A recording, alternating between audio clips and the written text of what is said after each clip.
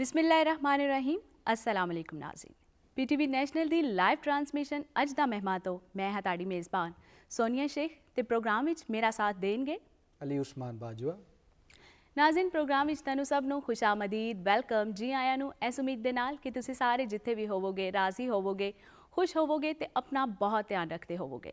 अज फिर एक नवी शाम नवे परौनियां ते नवे सवालां ते नवे सैगमेंट्स दे नाल असी ताड़ी खिदमत विच हाजिर हाँ। इस तो पहले कि मैं अपना प्रोग्राम शुरू करा मैं ताड़े नाल वंडदी चलां अज दी चंगी गल ते अज दी चंगी गल ए वे दोस्तों कि ताड़ी मंजिल किन्नी भी दूर ते उच्ची क्यों ना होवे ओहदे ते चलन वाले रास्ते हमेशा ताड़े कदमां च होंदे ने ते अपनी मंजिल दा जदों तुसी तयन कर लवो ताड़े जड़े भी जिंदगी च गोल ने या एम ने ते उदनू पान आस्ते पूरी कोशिश करो ते ओहदे विच आने आह्लियां जिन्नियां भी मुश्किलात ने ओहदा डट के सामना करो ते कदी हिम्मत नहीं हारनी ते नाकामियां तो नहीं डरना क्योंकि कामयाबी दी मंजिल नाकामियां दी पौड़ी चढ़ के होंदी है ते तुसी वेखोगे कि एक दिन तुसी अपनी मंजिल पा लोगे ते ताड़ी मंजिल ताड़े कदमां च होएगी। हुण करने प्रोग्राम का बाकायदा आगाज़ तो तुहानू दसदे चलां अज दे सैगमेंट अज भी हमेशा की तरह 3.5 सैगमेंट होणगे। पहले सैगमेंट विच ताड़ी मुलाकात करवावांगे एक शायर दे नाल ते सुनांगे उन्हां कोलों शायरी। दूजा सैगमेंट हमेशा की तरह होएगा सूफीज़म ते आखिरी सैगमेंट विच गलबात करांगे करोना के हवाले नाल। ते हुण अपने मेहमानां दा तारुफ करवांदी चलां। साढ़े जेह्ड़े स्टूडियो विच अज पहले मेहमान साढ़े नाल मौजूद ने एक मुसव्विरा भी ने बहुत अच्छी पेंटिंग करदे ने ते सोनिया सोनिया रंगां दे नाल सोनिया ते मनमोहनियां तस्वीरां बनाने दा हुनर बड़ी सोहनी तरह जानदे ने। साढ़े नाल स्टूडियो विच मौजूद ने रमल फातिमा। रमल अस्सलाम वालेकुम। वालेकुम सलाम। प्रोग्राम विच तुहानू जी आया नू कहने आ। की हाल है तुहाडा रमल? मैं ठीक हाँ, तुहाडा की हाल है? अज की बनाओगे दसो?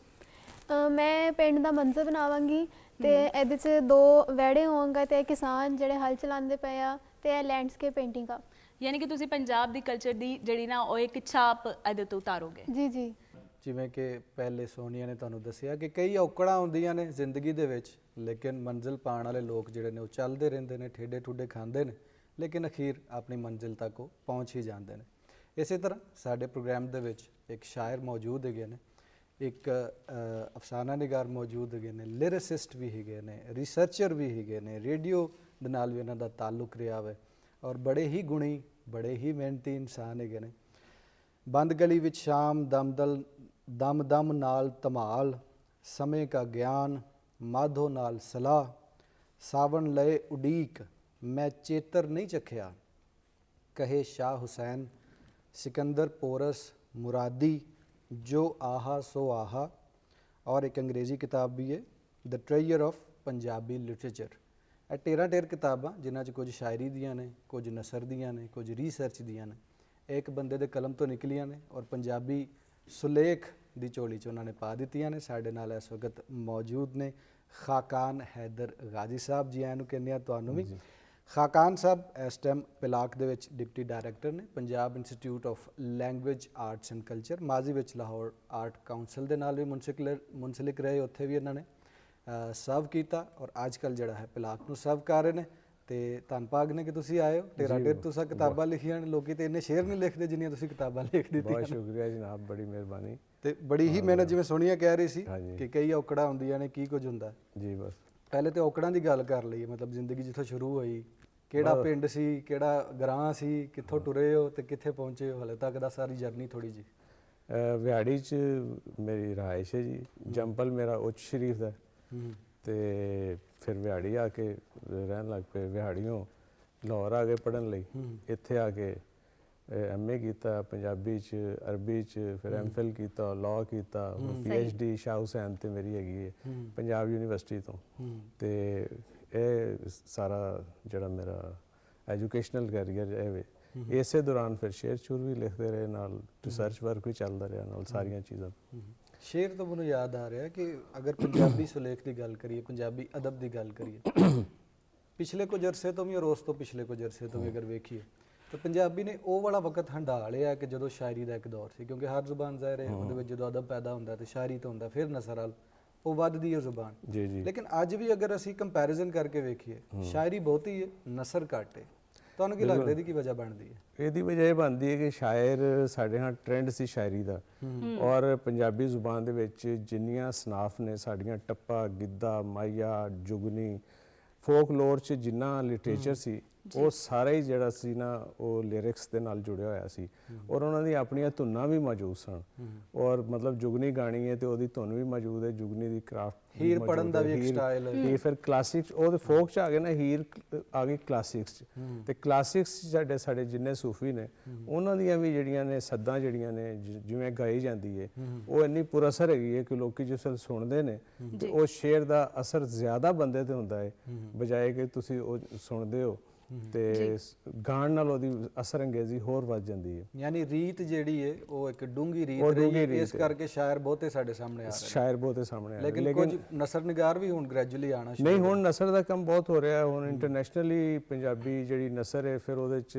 ਜਿਹੜਾ ਲਿਪੀ ਦਾ ਮਸਲਾ ਹੈ ਸ਼ਾਹਮੁਖੀ ਔਰ ਗੁਰਮੁਖੀ ਦਾ ਉਸ ਹਵਾਲੇ ਨਾਲ ਗੁਰਮੁਖੀ ਚ ਤੇ ਬਹੁਤ ਸਾਰੀ ਨਸਰ ਲਿਖੀ ਗਈ, ਸ਼ਾਹਮੁਖੀ ਦੇ ਵਿੱਚ ਵੀ ਹੁਣ ਨਾਵਲ ਲਿਖੇ ਜਾ ਰਹੇ ਨੇ, ਅਫਸਾਨਾ ਲਿਖਿਆ ਜਾ ਰਿਹਾ ਹੈ ਔਰ ਫੋਕਲੋਰ ਤੇ ਬਹੁਤ ਕੰਮ ਹੋ ਰਿਹਾ ਹੈ।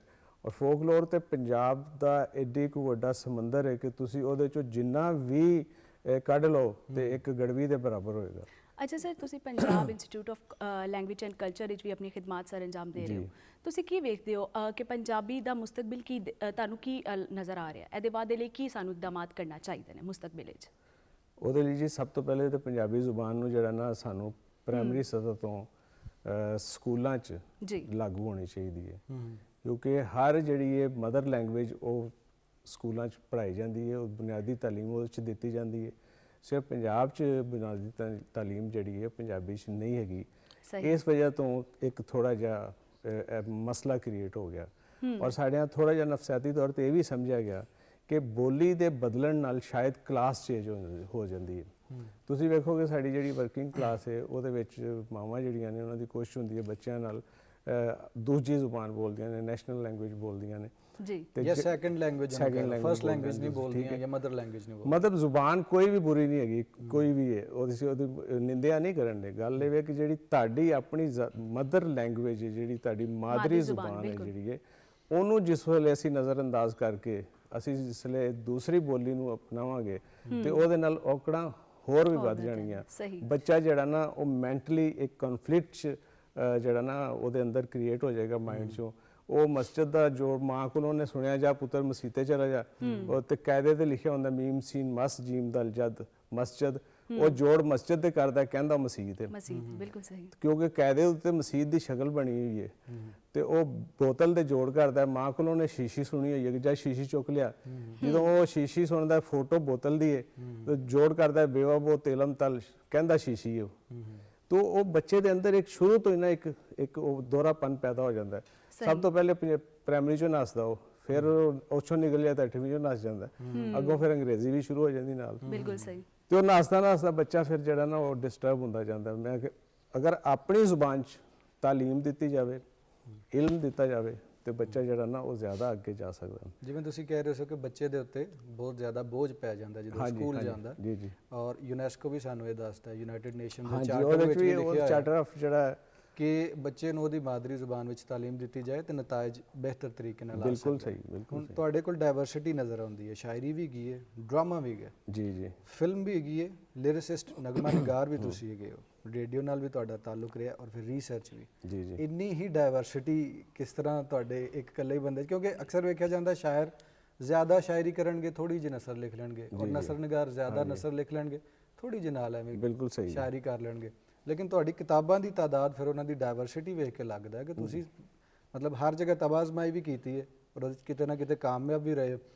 ਫਿਲਮ ਰਾਈਟਰ ਦੇ ਤੌਰ ਤੇ ਵੀ ਤੁਸੀਂ ਆਪਣਾ ਥੋੜੀ ਜਿਹੀ ਜਰਨੀ ਸਾਨੂੰ ਦੱਸੋਗੇ ਔਰ ਨਗਮਾ ਨਿਗਾਰ ਦੇ ਤੌਰ ਤੇ ਮਾਜ਼ੀ 'ਚ ਕਿਹੜੀਆਂ ਫਿਲਮਾਂ 'ਤੇ ਲਿਖਿਆ ਜੇ ਔਰ ਹੁਣ ਅਗਲੀਆਂ ਕਿਹੜੀਆਂ ਆ ਰਹੀਆਂ? ਫਿਲਮ ਰਾਈਟਰ ਲਈ ਤੇ ਇਹ ਨਾ ਸਰ ਕਿ ਮੇਰੇ ਕੋਲ ਚੂੰਕਿ ਦਫ਼ਤਰ 'ਚੋਂ ਟਾਈਮ ਕੱਢਣਾ ਬਹੁਤ ਮੁਸ਼ਕਿਲ ਹੋ, ਫੁੱਲ ਟਾਈਮ ਜੌਬ ਹੈਗੀ ਹੈ। ਫਿਲਮ ਬਸੰਤੀ ਮੈਂ ਲਿਖੀ, ਹਸਨ ਅਸਕਰੀ ਸਾਹਿਬ ਉਹਦੇ ਡਾਇਰੈਕਟਰ ਸਨ ਔਰ 2008 'ਚ ਮੂਵੀ ਆਈ, ਮੁਨਾਸਿਬ ਅੱਛੀ ਫਿਲਮ ਰਹੀ। ਤੇ ਉਹਦੇ ਨਗਮੇ ਵੀ ਲਿਖੇ, ਹੋਰ ਵੀ ਇਸ ਵੇਲੇ ਵੀ ਬਹੁਤ ਸਾਰੇ ਪ੍ਰੋਜੈਕਟ ਚੱਲ ਰਹੇ ਨੇ ਜਿਹੜੇ ਹੈ ਨੇ। ਕੁਛ ਫਿਲਮਾਂ ਐਜ਼ ਏ ਰਾਈਟਰ, ਕੁਛ ਐਜ਼ ਏ ਸ਼ਾਇਰ ਨਗਮਾ ਨਿਗਾਰ ਦੀ ਹਸੀਅਤ ਨਾਲ ਚੱਲ ਰਿਹਾ।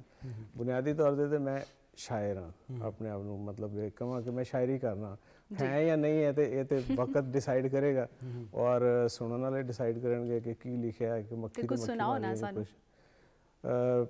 ਦੋ ਲਾਈਨਾਂ ਦੀ ਇੱਕ ਨਜ਼ਮ ਤੁਹਾਨੂੰ ਸੁਣਾਉਣਾ ਜੀ ਕਿ ਵਰਿਓਂ ਪਹਿਲਾਂ ਭੋਗ ਲਏ ਨੇ ਵਰਿਓਂ ਲੰਮੇ ਰੋਗ, ਵਰਿਓਂ ਪਹਿਲਾਂ ਭੋਗ ਲਏ ਨੇ ਵਰਿਓਂ ਲੰਮੇ ਰੋਗ, ਹੋਰ ਸਦੀ ਵਿੱਚ ਆ ਗਏ ਅਸੀਂ ਹੋਰ ਸਦੀ ਦੇ ਲੋਕ। ਵਾਹ ਵਾਹ। ਵਾਹ, ਤੁਸੀਂ ਸ਼ਾਹ ਹੁਸੈਨ ਤੇ ਬਹੁਤ ਸ਼ਾਇਰੀ ਕੀਤੀ ਤੇ ਸਾਨੂੰ ਤੇ ਕੁਝ ਵੇਖਣ ਵਾਲਿਆਂ ਨੂੰ ਵੀ ਉਹਨਾਂ ਦੇ ਬਾਰੇ 'ਚ ਕੋਈ ਮਾਲੂਮਾਤ ਦਿਓ ਮਜ਼ੀਦ।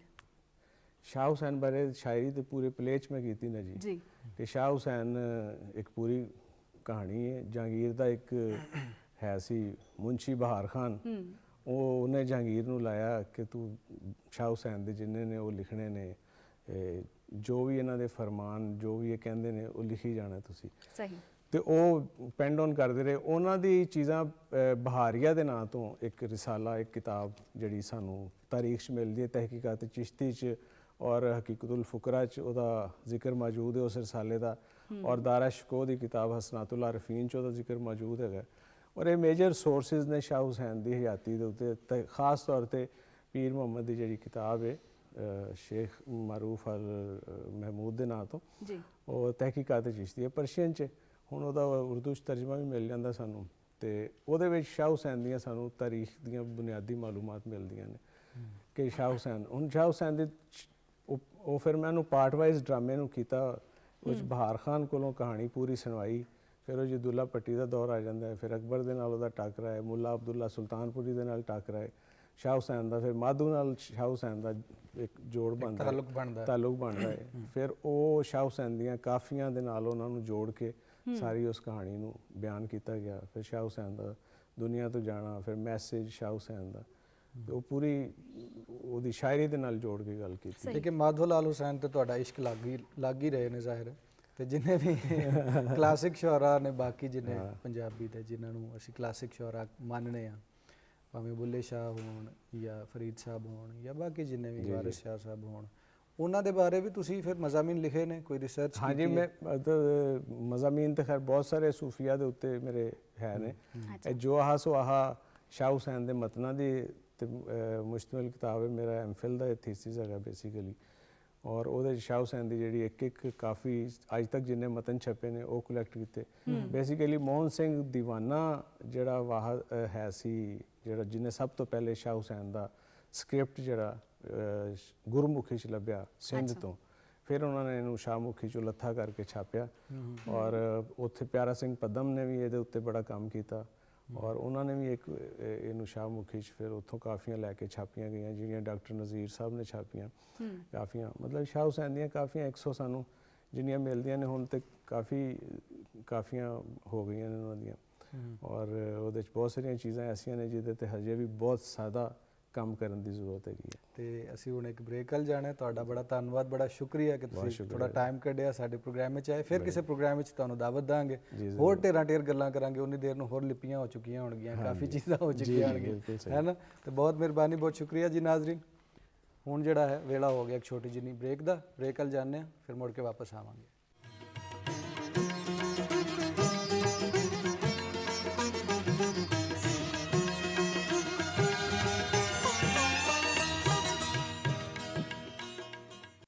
ਮਨ ਅਟਕਿਆ ਬੇਪਰਵਾਹ ਦੇ ਨਾਲ, ਉਸ ਦੀਨ ਦੁਨੀ ਦੇ ਸ਼ਾਹ ਦੇ ਨਾਲ।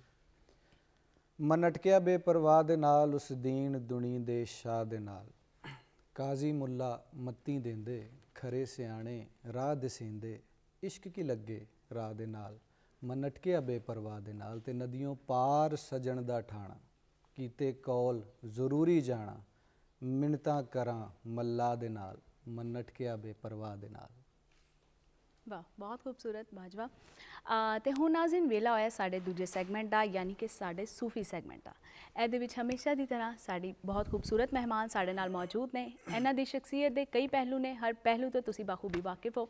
ਇਹਨਾਂ ਦਾ ਤਾਰੁਫ ਕਰਵਾਉਂਦੀ ਚੱਲਾਂ ਮੈਂ। ਸਾਡੇ ਨਾਲ ਮੌਜੂਦ ਨੇ ਮੈਡਮ ਸੁਗਰਾ ਸਦਫ ਸਾਹਿਬਾ। ਜੀ ਆਇਆਂ ਨੂੰ ਮੈਡਮ। ਬਹੁਤ ਸ਼ੁਕਰੀਆ। ਪ੍ਰੋਗਰਾਮ ਵਿੱਚ ਤੁਹਾਨੂੰ ਜੀ ਆਇਆਂ ਨੂੰ ਕਹਿੰਦੇ ਆ ਤੇ ਮੈਡਮ ਨਾਲ ਗੱਲਬਾਤ ਸ਼ੁਰੂ ਕਰਾਂਗੇ, ਲੇਕਿਨ ਉਸ ਤੋਂ ਪਹਿਲੇ ਤੁਹਾਨੂੰ ਵਿਖਾਉਂਦੇ ਚੱਲਾਂ ਇੱਕ ਪੈਕੇਜ।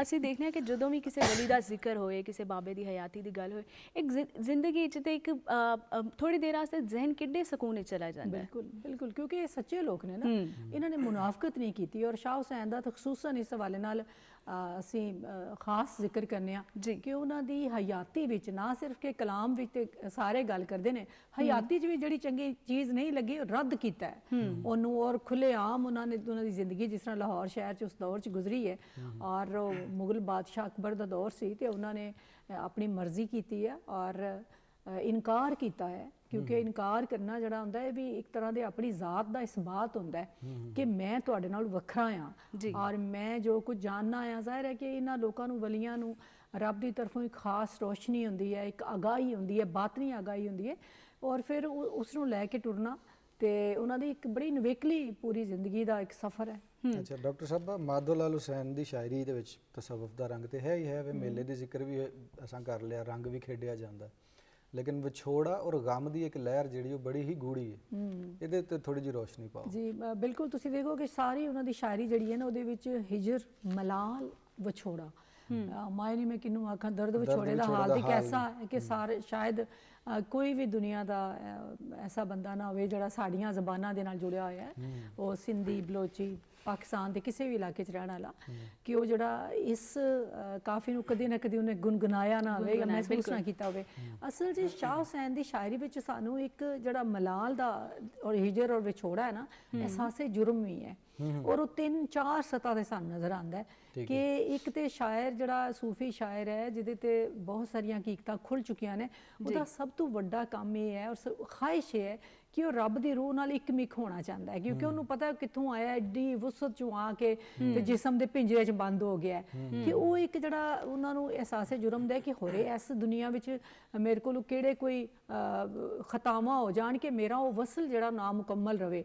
ਫਿਰ ਇੱਕ ਦੁਨੀਆ ਜਿਹੜੀ ਹੈ ਥੋੜੇ ਦਿਨਾਂ ਦੀ ਹੈ ਔਰ ਇਹਦੇ ਵਿੱਚ ਉਹ ਅਮਲ ਉਤਨੇ ਕੀਤੇ ਜਾ ਸਕਣ ਕਿ ਨਾ ਕੀਤੇ ਜਾ ਸਕਣ, ਤੇ ਇਸ ਤਰ੍ਹਾਂ ਫਿਰ ਔਰ ਫਿਰ ਵਿਛੋੜੇ ਦੀ ਹੂਕ ਵੀ ਰਹਿੰਦੀ ਹੈ, ਜੀ ਬਿਲਕੁਲ, ਵਾਪਸ ਦਰਿਆ 'ਚ ਮਿਲਣ ਵਾਸਤੇ, ਵਾਪਸ ਮੰਦਰ 'ਚ ਜਾਣ ਵਾਸਤੇ। ਐਸੇ ਤੁਸੀਂ ਸ਼ਾਇਰੀ ਜਿਹੜੀ ਸ਼ਾਹ ਹੁਸੈਨ ਦੀ ਸ਼ਾਇਰੀ ਵਿੱਚ ਬਹੁਤ ਸਾਰਾ ਹੈ ਮਸਲਾ ਨੇ ਕਿ ਹਿਜਰ ਔਰ ਮਲਾਲ ਔਰ ਵਿਛੋੜੇ ਦਾ ਜਿਹੜਾ ਇੱਕ ਜ਼ਿਕਰ ਉਹ ਬਹੁਤ ਹੀ ਸਾਨੂੰ ਉੱਚੀ ਸਤ੍ਹਾ ਤੇ ਨਜ਼ਰ ਆਉਂਦਾ ਹੈ। ਔਰ ਸ਼ਾਹ ਹੁਸੈਨ ਦੀ ਇੱਕ ਸ਼ਾਇਰੀ ਦੀ ਗੱਲ ਇਹ ਵੀ ਹੈ ਬਾਜਵਾ ਸਾਹਿਬ ਕਿ ਉਹਦੇ 'ਚ ਇਜਤਮਾਈ ਜਿਹੜੀ ਹੈ ਨਾ ਮੁਸਰਤ, ਸਾਂਝ ਦੀ ਗੱਲ ਹੈ, ਇਜਤਮਾਈ ਗਮ, ਇਜਤਮਾਈ ਦੁੱਖ ਦੀ ਗੱਲ ਕੀਤੀ ਗਈ ਹੈ, ਜ਼ਾਤ ਨੂੰ ਜ਼ਰਾ ਪਿੱਛੇ ਹਟ। ਉਹਨਾਂ ਦੀ ਕਰਾਮਾਤ ਵੀ ਦੱਸੋ ਸਾਨੂੰ ਵੀ ਤੇ ਸਾਡੇ ਵੇਖਣ ਵਾਲਿਆਂ ਨੂੰ। ਕਰਾਮਾਤ ਤੇ ਮੇਰੇ ਹਾਲੇ ਇਤਨੀਆਂ ਜ਼ਿਆਦਾ ਨੇ ਔਰ ਅਸੀਂ ਮੂਮਨ ਜਦੋਂ ਗੱਲ ਕਰਨੇ ਅਸੀਂ ਤੇ ਫਿਲਸੂਫੀਕਲੀ ਤੇ ਉਹਨਾਂ ਦੀ ਸ਼ਾਇਰੀ ਦੇ ਵੱਲ ਨਾਲ ਉਹਨਾਂ ਤੋਂ ਜਿਹੜਾ ਸੁਨੇਹਾ ਸਾਨੂੰ ਲੱਭਦਾ ਹੈ, ਕਿਉਂਕਿ ਕਰਾਮਾਤ ਦੇ ਵੱਲ ਨਾਲ ਫਿਰ ਬੇਰਾ ਲੰਘਣ ਨਾਲ ਕੁਝ ਲੋਕਾਂ ਦੇ ਇਹ ਖਿਆਲਾਤ ਵੀ ਹੁੰਦੇ ਨੇ ਕਿ ਸ਼ਾਇਦ ਕੁਝ ਚੀਜ਼ਾਂ ਉਹਦੇ ਸ਼ਾਮਲ ਕੀਤੀਆਂ ਗਈਆਂ ਹੋਣ, ਲੇਕਿਨ ਤੁਸੀਂ ਉਹਨਾਂ ਦੀ ਸਭ ਤੋਂ ਵੱਡੀ ਕਰਾਮਤ ਇਹ ਹੋਵੇ ਕਿ ਜਿਹੜੇ ਉਹਨਾਂ ਨੇ ਇੱਕ ਮਹੀਨੇ 'ਚ ਯਾਨੀ ਰਮਜ਼ਾਨ ਦੇ ਮਹੀਨੇ 'ਚ ਉਹਨਾਂ ਨੇ 23 ਪਾਰੇ 23 ਦਿਨ 'ਚ ਹਿਫਜ਼ ਕਰ ਲਏ, ਕਿ ਸ਼ਾਹ ਬਹਿਲੂਲ ਦਾ ਉਹਨਾਂ ਦੇ ਮੁਰਸ਼ਿਦ ਨੇ ਔਰ ਦਰਵੇਸ਼ ਬਹਿਲੂਲ, ਔਰ ਉਹਨਾਂ ਦੀ ਹਯਾਤੀ ਵਿੱਚ ਆਉਣ ਤੋਂ ਬਾਅਦ ਉਹ ਜਦੋਂ ਮੱਕਾ ਮਦੀਨਾ ਔਰ ਕਰਬਲਾ ਔਰ ਬਾਕੀ ਜ਼ਿਆਰਤਾਂ ਕਰਕੇ ਆਏ ਔਰ ਸ਼ਾਹ ਹੁਸੈਨ ਨੂੰ ਮਿਲੇ, ਤੇ ਸ਼ਾਹ ਹੁਸੈਨ ਦੀ ਜ਼ਿੰਦਗੀ 'ਚ ਸਾਨੂੰ ਬੜਾ ਵਾਜ਼ਿਆ ਫਰਕ ਨਜ਼ਰ ਆਉਂਦਾ ਜਿਹੜਾ ਦਰਵੇਸ਼ੀ ਹਾਲ ਹੋ ਗਏ ਨੇ। ਤੇ ਉਹਨਾਂ ਨੂੰ ਹੁਕਮ ਦਿੱਤਾ, ਉਹ ਜਿਹੜੇ ਮੌਲਵੀ ਸਨ ਅਬੂ ਬਕਰ, ਉਹਨਾਂ ਨੇ ਪੁੱਛਿਆ ਕਿ ਤਰਾਵੀਆਂ ਕੌਣ ਪੜ੍ਹਾ ਰਿਹਾ, ਉਹਨਾਂ ਨੇ ਕਿਹਾ ਮੈਂ ਹੀ ਪੜ੍ਹਾ ਰਿਹਾ, ਉਹਨਾਂ ਨੇ ਕਿਹਾ ਨਹੀਂ ਸ਼ਾਹ ਹੁਸੈਨ ਨੂੰ ਕਹੋ ਇਹ ਪੜ੍ਹਾਏ।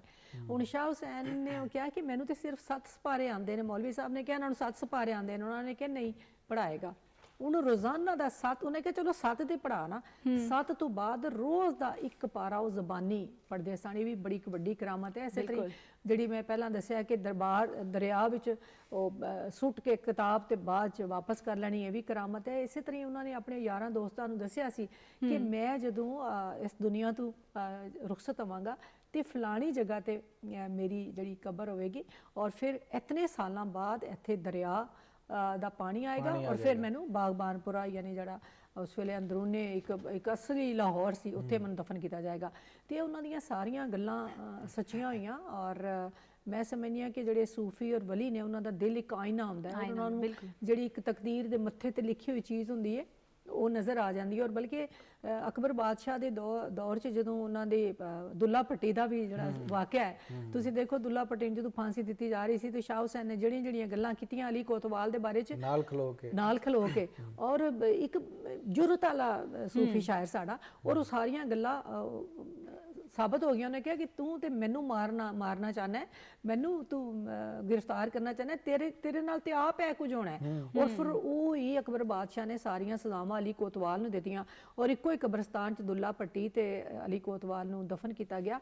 ਤੇ ਮੇਰੇ ਹਾਲੇ ਕਿ ਇਹ ਕਰਾਮਤਾਂ ਵਿੱਚ ਹੀ ਹੈ ਕਿ ਇੱਕ ਸੂਫੀ ਨੂੰ ਆਉਣ ਵਾਲੇ ਵੇਲੇ ਦਾ ਵੀ ਪਤਾ ਹੁੰਦਾ ਹੈ ਔਰ ਇਹ ਕੋਈ ਐਸੀ ਹਨੂਨੀ ਗੱਲ ਨਹੀਂ ਹੈ, ਕਿਉਂਕਿ ਜਦੋਂ ਰੂਹ ਸਾਡੀ ਜਿਹੜੀ ਹੈ, ਔਰ ਸ਼ਾਹ ਹੁਸੈਨ ਨੇ ਵੀ ਕਿਹਾ ਕਿ ਸਾਡੀ ਰੂਹ ਜਿਹੜੀ ਰੂਹ ਹੈ ਮੁਤਲਕ ਨਾਲ ਵਿਸਾਲ ਕਰਦੀ ਹੈ, ਮਿਲੀ ਹੁੰਦੀ ਹੈ, ਤੇ ਫਿਰ ਉਹ ਇੱਕ ਤਰ੍ਹਾਂ ਦੀਆਂ ਕੰਮ ਹੁੰਦੇ ਦੇਖ ਰਹੀ ਹੁੰਦੀ ਹੈ ਉਹਨੂੰ, ਇੱਕ ਜਿਸ ਤਰ੍ਹਾਂ ਇੱਥੇ ਪਲੇ ਹੋ ਰਿਹਾ ਤੇ ਸਾਹਮਣੇ ਬਹਿ ਕੇ ਕੋਈ ਬੰਦਾ ਦੇਖ ਰਿਹਾ ਨਾ, ਤੇ ਇਸੇ ਤਰ੍ਹਾਂ ਇਹਨੂੰ ਪਤਾ ਲੱਗ ਰਿਹਾ ਹੁੰਦਾ ਹੈ ਕਿ ਆਲਮੀ ਅਰਵਾਹ 'ਚ ਕੀ ਪਲਾਨ ਕੀਤਾ ਜਾ ਰਿਹਾ ਹੈ, ਕੀ ਹੋ ਰਿਹਾ ਹੈ। ਔਰ ਲੁਕਾਈ ਵੀ ਕਿਰਦਾਰ ਬਣ ਕੇ ਉਹਦੇ ਸਾਹਮਣੇ ਇੱਕ ਰੰਗ ਜਿਹਾ ਬਣਾ ਕੇ ਇੱਕ ਨਾਟਕ ਜਿਹਾ ਕਰ ਰਹੀ ਹੁੰਦੀ ਹੈ। ਮੇਲਾ ਚਰਾਗਾ ਵੀ ਹੁੰਦਾ ਸੀ ਲਾਹੌਰ ਦੇ ਵਿੱਚ ਕਿਸੇ ਜ਼ਮਾਨੇ 'ਚ, ਕੋਈ ਉਹ ਇੱਕ ਪਹਿਚਾਨ ਬਣ ਗਈ। ਮੈਂ ਤੇ ਮੇਲਾ ਸ਼ਾਲਾ ਮਾਰਗਾ ਵੀ ਪੜਿਆ ਕਿਤਾਬ ਦੇ ਵਿੱਚ, ਹੈ ਨਾ, ਉਰਦੂ ਦੀ ਕਿਤਾਬ 'ਚ ਪੜਿਆ ਹੈ।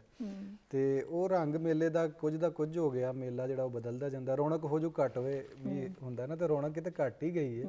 ਤੁਹਾਨੂੰ ਕੀ ਲੱਗਦਾ ਕਿ ਇਹ ਸਾਡੀ ਜਿਹੜਾ ਦੁਨੀਆ ਦਾ ਮੇਲਾ ਇਹਦੇ 'ਚ ਵੀ ਕਿਆ ਘਟੀ ਹੈ? ਮੇਰੇ ਖਿਆਲ ਹੈ ਕਿ ਕੁਝ ਤੇ ਅਸਰ ਪਿਆ ਜਿਹੜਾ ਵਬਾ ਦੇ ਹਵਾਲੇ ਨਾਲ ਅਸੀਂ ਗੱਲ ਕਰੀਏ ਤੇ ਦੁਨੀਆ ਦੀ ਰੌਣਕ ਜਿਹੜੀ ਹੈ, ਦੁਨੀਆ ਦਾ ਇੱਕ ਮੇਲਾ, ਜਿਸ ਤਰ੍ਹਾਂ ਅਸੀਂ ਮੁਲਕੋਂ ਬਾਹਰ ਜਾਂਦੇ ਸਾਂ ਤੇ ਰਸ਼ ਹੀ ਰਸ਼, ਸੜਕਾਂ ਭਰੀਆਂ, ਹੁਣ ਉਸ ਤਰ੍ਹਾਂ ਦਾ ਨਹੀਂ ਹੈ। ਲੇਕਿਨ ਅਗਰ ਅਸੀਂ ਮੇਲਾ ਚਰਾਗਾਂ ਦੀ ਗੱਲ ਕਰੀਏ ਅੱਜ ਦੀ ਔਰ ਅੱਜ ਤੋਂ ਕਾਫੀ ਸਾਲ ਪਹਿਲਾਂ ਦੀ, ਤੇ ਮੇਰੇ ਖਿਆਲ ਉਹਦੇ 'ਚ ਵੀ ਫਰਕ ਪਿਆ ਹੈ, ਜਿਸ ਤਰ੍ਹਾਂ ਬਹੁਤ ਜ਼ਿਆਦਾ ਫਰਕ ਪਿਆ ਹੈ ਕਿ ਇੱਕ ਤੇ ਦੌਰ ਐਸਾ ਪਾਕਿਸਤਾਨੀ ਕੌਮ ਨੇ ਦੇਖਿਆ ਕਿ ਜਦੋਂ ਸਾਰੇ ਇਹ ਮੇਲੇ ਠੇਲੇ ਮੁੱਕ ਗਏ ਸੀ, ਕਿਉਂਕਿ ਅਸੀਂ ਬੜੀ ਆਜ਼ਮਾਇਸ਼ 'ਚ ਗੁਜ਼ਰ ਰਹੇ ਸਾਂ। ਲੇਕਿਨ ਰੱਬ ਦਾ ਸ਼ੁਕਰ ਹੈ ਕਿ ਪਿਛਲੇ ਕੁਝ ਸਾਲਾਂ ਤੋਂ ਇਹ ਦੁਬਾਰਾ ਸ਼ੁਰੂ ਹੋ ਗਿਆ, ਔਰ ਪਿਲਾਕ ਨੂੰ ਐਜ਼ਾਜ਼ ਵੀ ਹਾਸਲ ਹੈ ਕਿ ਅਸੀਂ ਇਹਨੂੰ ਦੁਬਾਰਾ ਇੱਕ ਸਰਕਾਰੀ ਸਤਹ ਤੇ ਇਸ ਮੇਲੇ ਨੂੰ ਕੀਤਾ।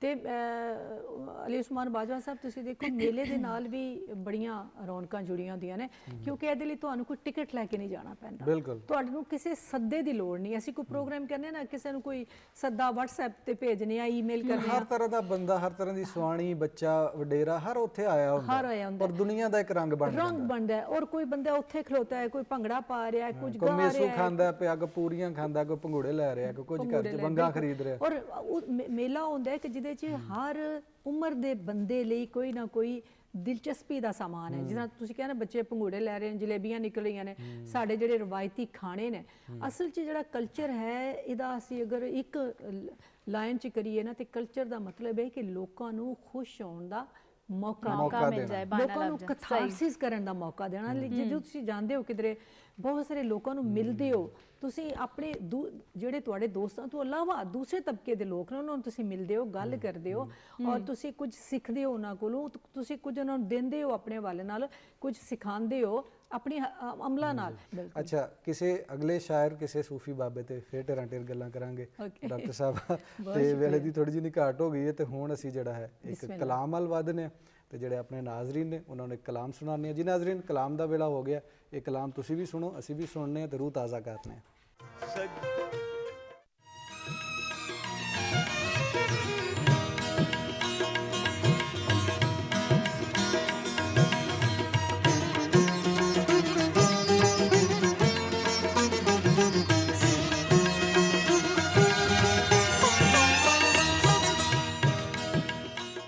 जी एक दफ़ा फिर मुड़ के वापस आ गया पाकिस्तान टेलीविजन लाहौर सेंटर ते मेरा नाम है अली उस्मान बाजवा, मेरे नाल ने सोनिया। प्रोग्राम का नाम है अज दा मेहमान। और ब्रेक तो पहले तुसी डॉक्टर सुगरा सदफ दीयां गल्लां सुन रहे सो, जान रहे सो कि माधो लाल हुसैन कौन सन, उन्हां दा की कलाम सी, ते उहदे विच सानू की एक नतीजा मिलता है, एक सबक मिलता है। इस तरह तुसी एक जिहड़ा सूफियाना कलाम सुनिया, रूह ताज़ा की। और स्टूडियो दे विच जिवें कि तुहानूं पहले पता, जिहड़े शुरू तो साडे नाल प्रोग्राम दे नाल जुड़े हुए ने, उन्हां नूं पता है कि एक पेंटर भी साडे नाल मौजूद ने, इस टाइम पेंटिंग कर भी रही ने। उन्हां कोलों जानने कि कित्थे तक पहुँचे ने। वाई बीजी कित्थों तक पहुँची है जी? कित्थों तक ढगे पहुँच गए ने, ते किसान कित्थे तक चल गए? पेंटिंग कीती है ते इहदे च कलर भरे ने, हले खेत रहिंदे ने ते दरख्त, यानी जिहड़ा वसेब है साडा, ग्रीनरी जिहड़ी है, हाँ जी, ग्रीनरी रह गई है, मिट्टी तुसी विखाती है जी, ते जिहड़े जानवर ने, लाइफ स्टॉक है वो भी तुसी विखाता है, और जिहड़े वर्किंग क्लास है वो भी तुसी विखाती है। हुण जिहड़ा रंग भरना है वो हरा रंग है ना जी, और कुछ पक्खू पंछी होणगे दे विच, कोई परिंदे होणगे जी जी, मुर्गाबियां होणगियां, मुर्गाबियां होणगियां। अच्छा, वाह जी वाह। कूंज होएगी, कूंज विछड़ी, कूंज कतारों, वो भी तुसी बनाओगे हैं? जी जी, वाह जी वाह। जी नाज़रीन, तो ये पेंटिंग जिहड़ी है ये नालों नाल बनती जा रही है। बड़ी सोहनी एक पेंटर, यंग पेंटर साडे नाल मौजूद ने और पेंटिंग बना भी रही हैं। प्रोग्राम के एंड तक तुसीं एक बड़ी खूबसूरत पेंटिंग देखोगे। लेकिन पेंटिंग के नाल नाल तुहानूं पता है कि दुनिया दे विच बहुत ज़्यादा स्किल्स हुंदियां ने लोकां दे विच, कुछ हार्ड स्किल्स हुंदियां ने, कुछ सॉफ्ट स्किल्स हुंदियां ने। अजकल दी दुनिया दे विच सॉफ्ट स्किल्स जिहड़ियां ने उन्हां दी अहमियत ज़्यादा वध गई है, क्योंकि लोग किते ना किते शायद बोलना ही भुल गए ने। तुसीं मैसेज लिखी जा रहे हो, ईमेल रिसीव करदे हो, सोशल मीडिया वरतदे हो, सब कुछ करदे हो, परसन टू परसन इंटरैक्शन घट गया। परसन टू परसन इंटरैक्शन घटिया तो तुहाडी लफजाली घट गई, तुहाडी वोकैबलरी घट गई, तुहाडे चेहरे दे एक्सप्रैशन ही तुहानूं भुल गए तुसां किस तरह दे देने ने। मैक्सीमम तुसीं ਵੈਬਕੈਮ ਨੂੰ ਵੇਖਦੇ ਹੋ ਜਾਂ ਮੋਬਾਈਲ ਨੂੰ ਵੇਖਦੇ ਹੋ, ਬੰਦੇ ਨੂੰ ਨਹੀਂ ਵੇਖਦੇ। ਤੇ ਇਹ ਸਾਰੀਆਂ ਚੀਜ਼ਾਂ ਜਿਹੜੀਆਂ ਨੇ ਇਹਦੇ ਬਾਰੇ ਵੀ ਐਕਸਪਰਟਸ ਸਾਡੇ ਨਾਲ ਜਿਹੜੇ ਨੇ ਇਸ ਟਾਈਮ ਮੌਜੂਦ ਨੇ ਜਨਾਬ। ਇਹ ਬਾਡੀ ਲੈਂਗੁਏਜ ਕੀ ਹੁੰਦੀ ਹੈ, ਫੇਸ ਰੀਡਿੰਗ ਕੀ ਹੁੰਦੀ ਹੈ, ਇਸੇ ਤਰ੍ਹਾਂ ਬਿਹੇਵੀਅਰ ਜਿਹੜਾ ਹੁੰਦਾ ਇਨਸਾਨ ਦਾ ਉਹ ਕੀ ਹੈ, ਉਹਦੀ ਕੰਸਲਟੈਂਸੀ ਵੀ ਕਰਦੇ ਨੇ, ਫੈਕਲਟੀ ਕੋਚਿੰਗ ਵੀ ਕਰਦੇ ਨੇ।